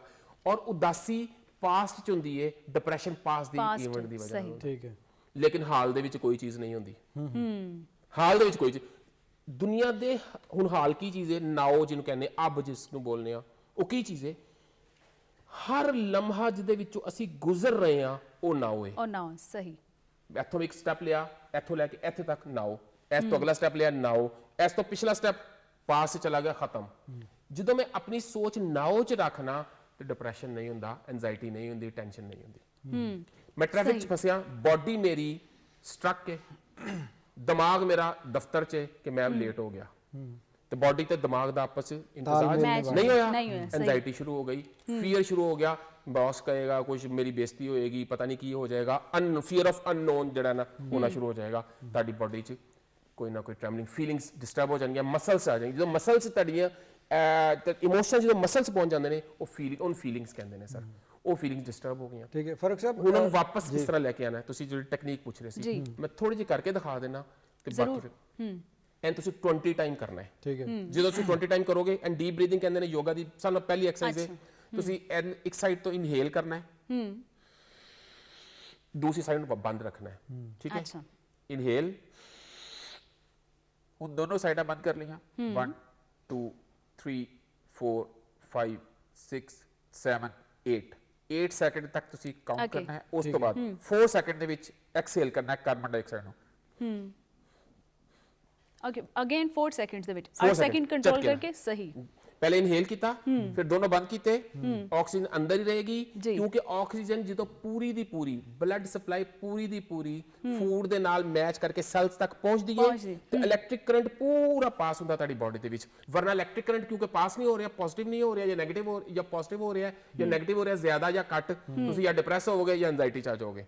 सही। ਉਹਨੂੰ ਸੈੱਟ ਕਰਨ ਵਾਸਤੇ ਇਹ ਜਿਹੜੀ ਐਕਟੀਵਿਟੀ ਮੈਂ ਤੁਹਾਨੂੰ ਦੱਸੀ ਹੈ, ਅਗਰ ਤੁਸੀਂ 20 ਟਾਈਮ 10 ਦਫਾ ਇਸ ਸਾਈਡ ਤੋਂ 10 ਦਫਾ ਇਸ ਸਾਈਡ ਤੋਂ ਕਰ ਲਓ, ਤੁਸੀਂ ਪੂਰਾ ਦਿਨ ਬਹੁਤ ਕੰਫਰਟੇਬਲ ਰਹੋਗੇ, ਤੁਸੀਂ ਨਾਓ ਚ ਰਹੋਗੇ। ਬਾਹਰ ਕੀ ਹੋ ਰਿਹਾ ਮੈਨੂੰ ਨਹੀਂ ਪਤਾ, ਠੀਕ ਹੈ, ਲੇਕਿਨ ਅੰਦਰ ਕੀ ਹੋ ਰਿਹਾ ਮੈਨੂੰ ਪਤਾ ਹੈ। बारिश है, तूफान है, कोरोना है, डर है, फियर है, कुछ भी नहीं। डर अंदर है ना, बिल्कुल। तो डर ਜਿਹੜਾ ਅੰਦਰ ਹੈ ਤੇ ਫਿਰ ਅੰਦਰ ਨੂੰ ਠੀਕ ਕਰੋ। ਕੋਰੋਨਾ ਨਹੀਂ ਤੰਗ ਕਰ ਰਿਹਾ। ਅੱਛਾ ਫਰਕ ਸਾਹਿਬ, ਡਰ ਦੀ ਤੁਸੀਂ ਬਾਰ-ਬਾਰ ਗੱਲ ਕਰ ਰਹੇ ਹੋ ਔਰ ਪੈਂਡੈਮਿਕ ਮਾਜ਼ੀ 'ਚ ਵੀ ਰਹੇ ਨੇ ਔਰ ਹੁਣ ਵੀ ਪੈਂਡੈਮਿਕ ਦਾ ਇੱਕ ਦੌਰ ਚੱਲ ਰਿਹਾ ਔਰ ਅਸੀਂ ਸਾਰੇ ਕਮਰਿਆਂ 'ਚ ਕਿਤੇ ਨਾ ਕਿਤੇ ਜ਼ਿੰਦਗੀ ਬਹੁਤ ਜ਼ਿਆਦਾ ਚੇਂਜ ਹੋ ਗਈ ਹੈ ਨਾ। ਔਰ ਮੇਰਾ ਤਾਂ ਜ਼ਿਆਦਾ ਟਾਈਮ ਜ਼ਾਹਿਰ ਇੰਟਰਨੈਟ ਤੇ ਗੁਜ਼ਰਦਾ, ਬਾਕੀ ਲੋਕਾਂ ਦਾ ਵੀ ਗੁਜ਼ਰਦਾ ਹੋਏਗਾ। ਉਹਦੇ ਨਾਲ ਇੱਕ ਖਾਸ ਕਿਸਮ ਦੀ ਐਂਗਜ਼ਾਇਟੀ ਵੀ ਆਉਂਦੀ ਹੈ ਔਰ ਲੋਨਲੀਨੈਸ ਆਉਂਦੀ ਹੈ ਨਾ। ਔਰ ਜਦੋਂ ਫਿਰ ਮੈਂ ਇੱਕ ਫਰਦੇ ਵਾਹਦ ਅਗਰ ਮੇਰੇ 'ਚ ਲੋਨਲੀਨੈਸ ਆ ਗਈ ਤੇ ਉਹ ਚਲੋ ਮੈਂ ਥੋੜਾ ਜਿਹਾ ਤੁਸੀਂ ਕੁਝ ਮੀਟਰ ਦੱਸਿਆ ਉੱਥੋਂ ਤੱਕ ਕਰਾਂਗਾ। ਜਦੋਂ ਸਾਰੀ ਸੁਸਾਇਟੀ 'ਚ ਆ ਜਾਏ ਕੀ ਸੂਰਤ ਹਾਲ ਬਣਦੀ ਹੈ ਔਰ ਉਹਦਾ ਕੀ ਸਿਚੁਏਸ਼ਨ ਬਣਦੀ ਹੈ, ਉੱਥੋਂ ਨਿਕਲ ਕਿਵੇਂ ਸਕਦੇ ਹਾਂ ਬੀਇੰਗ ਅ ਨੇਸ਼ਨ। ਸਰ ਪਹਿਲੇ ਤੇ ਅਸੀਂ ਨਾ ਮੈਂ ਇਸ ਲੋਨਲੀਨੈਸ ਨੂੰ ਕਲੀਅਰ ਕਰ ਦਿਆਂ ਜੀ। ਲੋਨਲੀਨੈਸ ਦੀ ਦੋ ਸਾਈਡਸ ਨੇ। ਇੱਕ ਸਾਈਡ ਉਹ ਹੈ ਜਿਹੜੀ ਤੁਸੀਂ ਕਹਿ ਰਹੇ ਹੋ, ਫੀਅਰ, ਪਰੇਸ਼ਾਨੀ, ਐਂਗਰ, ਅਕੇਲਾਪਨ, ਇਹੀ ਕੁਝ ਫੀਲ ਕਰ ਰਹੇ ਹੋ, ਦਿਲ ਨਹੀਂ ਕਰ ਰਿਹਾ ਕੁਝ। ਸਰ ਇਹਦੀ ਇੱਕ ਦੂਸਰੀ ਸਾਈਡ, ਹਰ ਚੀਜ਼ ਦੇ ਹਮੇਸ਼ਾ ਦੋ ਸਾਈਡਸ ਹੁੰਦੀਆਂ ਨੇ। ਸਹੀ। ਦੂਸਰੀ ਸਾਈਡ ਸਰ ਇੰਡੀਪੈਂਡੈਂਸ ਹੈ, ਫਰੀडम है, रस्ते लिखन, सुकून है, किताब लिखन दा टाइम है। बिल्कुल। ਲੋਨਲੀਨੈਸ ਨੂੰ ਅਗਰ ਤੁਸੀਂ ਆਈਸੋਲੇਸ਼ਨ 'ਚ ਪਹਿਲੇ ਚੇਂਜ ਕਰੋ ਔਰ ਆਈਸੋਲੇਸ਼ਨ ਨੂੰ ਤੁਸੀਂ ਫਰੀडम 'ਚ ਚੇਂਜ ਕਰੋ ਤੇ ਜਿਹੜਾ ਬੰਦਾ ਲੋਨਲੀਨੈਸ ਫੀਲ ਕਰ ਰਿਹਾ ਇੱਕਦਮ ਕੰਫਰਟੇਬਲ ਹੋ ਜਾਏਗਾ, ਉਹਦੀ ਬਾਡੀ ਖੁੱਲ ਜਾਏਗੀ, ਉਹਦੇ ਰਸਤੇ ਨਿਕਲਣੇ ਸ਼ੁਰੂ ਹੋ ਜਾਣਗੇ। Sir isolation is a biggest ਮੈਂ ਸਮਝਣਾ ਬਲੈਸਿੰਗ ਹੈ ਸਰ। ਨਬੀ ਅਕਰਮ ਸੱਲੱਲਾਹੁ ਅਲੈਹਿ ਵਸੱਲਮ ਨੇ 3 ਸਾਲ ਜਿਹੜੀ ਇਬਾਦਤ ਕੀਤੀ ਇਕੱਲੇ ਆਈਸੋਲੇਸ਼ਨ 'ਚ ਕੀਤੇ ਸੀ ਨਾ, ਤੁਸੀਂ ਉਹ ਲੋਨਲੀਨੈਸ ਕਹਿ ਲਵੋ, ਨਹੀਂ ਲੋਨਲੀਨੈਸ ਤੁਹਾਨੂੰ ਅੰਦਰ ਲੈ ਕੇ ਜਾਂਦੀ ਹੈ। ਲੋਨਲੀਨੈਸ ਤੁਹਾਨੂੰ ਅੰਦਰ ਲੈ ਕੇ ਜਾਂਦੀ। ਆਈਸੋਲੇਟ ਤੁਸੀਂ ਦੂਸਰਿਆਂ ਕੋ ਹੁੰਦੇ ਹੋ, ਦੂਸਰੇ ਲੋਕਾਂ ਕੋ ਹੁੰਦੇ ਹੋ, ਲੇਕਿਨ ਫਰੀडम ਤੁਹਾਡੇ ਅੰਦਰ ਖੁੱਲਦੀ ਹੈ ਸਰ, ਰਸਤੇ ਤੁਹਾਡੇ ਬੰਦੇ ਨੇ। ਅੱਛਾ ਜੀ, ਹੁਣ ਆ ਜਾਨੇ ਸਰ ਤੁਹਾਡਾ ਇੰਟਰਨੈਟ ਵਾਲਾ ਜਿਹੜਾ ਕਿ ਹਰ ਬੰਦਾ ਅਲੱਗ-ਅਲੱਗ ਹੋ ਰਿਹਾ, ਬਿਲਕੁਲ ਇਸ ਤਰ੍ਹਾਂ ਹੀ ਹੈ ਸਰ। ਲੇਕਿਨ ਤੁਸੀਂ ਗੌਰ ਕੀਤਾ ਇੰਟਰਨੈਟ ਦੀ ਵਜ੍ਹਾ ਨਾਲ ਅਸੀਂ ਜ਼ਿਆਦਾ ਲੋਕਾਂ 'ਚ ਕਨੈਕਟਡ ਹਾਂ। ਮੇਰੇ ਜਿੰਨੇ ਲੋਕ 20 ਸਾਲ ਪਹਿਲੇ 25 ਸਾਲ ਪਹਿਲੇ ਗੁੰਮ ਹੋ ਗਏ ਸੀ, ਕਿਸੇ ਨਾ ਕਿਸੇ ਤਰੀਕੇ ਨਾਲ ਮੇਰੇ ਨਾਲ ਕਮਿਊਨੀਕੇਸ਼ਨ 'ਚ ਆ ਗਏ ਨੇ। ਤੁਸੀਂ ਹਰ ਵਕਤ ਫੋਨ ਤੇ ਚੈਟਿੰਗ ਤੇ ਕਿਸੇ ਨਾ ਕਿਸੇ ਤਰੀਕੇ ਨਾਲ ਗੱਲ ਕਰਦੇ ਹੋ। ਇਸ ਤੋਂ ਪਹਿਲੇ ਤੁਸੀਂ ਸਿਰਫ ਲਿਮਿਟਿਡ ਲੋਕਾਂ ਨਾਲ 3 ਜਾਂ 4 ਫੈਮਿਲੀ ਮੈਂਬਰਸ ਨਾਲ ਮਿਲਦੇ ਹੁੰਦੇ ਸੀ ਔਰ ਕਿਸੇ ਦੇ ਘਰ ਗਿਆ ਤੇ 5 ਦਿਨ ਰਹਿ ਲਿਆ, 7 ਦਿਨ ਰਹਿ ਲਿਆ। ਅੱਜ ਤੁਸੀਂ ਜ਼ਿਆਦਾ ਲੋਕਾਂ ਨਾਲ ਮਿਲਦੇ ਹੋ ਲੇਕਿਨ ਥੋੜੇ ਟਾਈਮ ਵਾਸਤੇ। ਸਹੀ ਸਰ ਇਹਨੂੰ ਕਹਿੰਦੇ ਨੇ ਕਨੈਕਸ਼ਨ। ਅਟੈਚਮੈਂਟ ਖਤਰਨਾਕ ਹੈ। ਅਟੈਚਮੈਂਟ ਤੁਹਾਨੂੰ ਅੰਦਰ ਵਾੜ ਦਿੰਦੀ ਹੈ, ਫੀਅਰ ਕ੍ਰੀਏਟ ਕਰ ਦਿੰਦੀ ਹੈ, ਡਿਟੈਚ ਹੋਣਾ ਮੁਸ਼ਕਿਲ ਹੋ ਜਾਂਦਾ ਹੈ। ਕਨੈਕਸ਼ਨਸ ਤੁਹਾਨੂੰ ਬਾਹਰ ਕੱਢਦਾ ਹੈ, ਫਰੀडम ਦਿੰਦਾ ਹੈ, ਰਿਲੇਸ਼ਨਸ਼ਿਪ ਬਣਦੇ ਨੇ ਔਰ ਤੁਹਾਨੂੰ ਨਵੇਂ ਤੋਂ ਨਵੇਂ ਰਸਤੇ ਨਿਕਲਣ ਦੀ ਕੋਸ਼ਿਸ਼ ਕਰਦੇ। ਬਹੁਤ ਸ਼ੁਕਰੀਆ, ਬੜੀ ਮਿਹਰਬਾਨੀ। ਤੇ ਜੀ ਨਾਜ਼ਰੀਨ, ਹੁਣ ਸਮਾਂ ਜਿਹੜਾ ਹੈ, ਟਾਈਮ ਜਿਹੜਾ ਹੈ ਉਹਦੀ ਘਾਟ ਹੈ, ਵਕਤ ਮੁੱਕ ਗਿਆ, ਹੁਣ ਅਸੀਂ ਜਾਣਦੇ ਹਾਂ। ਤੇ ਜਨਾਬ ਹਮੇਸ਼ਾ ਦੀ ਤਰ੍ਹਾਂ ਜਾਂਦੀ ਵਾਰ ਜਿਹੜਾ ਹੈ ਮੈਂ ਉਹੀਓ ਸ਼ੇਰ ਦੁਹਰਾ ਦਿਆਂਗਾ ਜਿਹੜਾ ਮੈਂ ਦੁਹਰਾਨਾ ਹੁੰਦਾ ਕਿ ਲੈ ਉਹ ਯਾਰ ਹਵਾਲੇ ਰੱਬ ਦੇ, ਮੇਲੇ 4 ਦਿਨਾਂ ਦੇ, ਉਸ ਦਿਨ ਈਦ ਮੁਬਾਰਕ ਹੋਸੀ ਜਿਸ ਦਿਨ ਫੇਰ ਮਿਲਾਂਗੇ। ਖਤ ਪੱਤਰ ਚਿੱਠੀ ਜ਼ਰੂਰ ਲਿਖਣਾ, ਰੱਬ ਰਾਖਾ।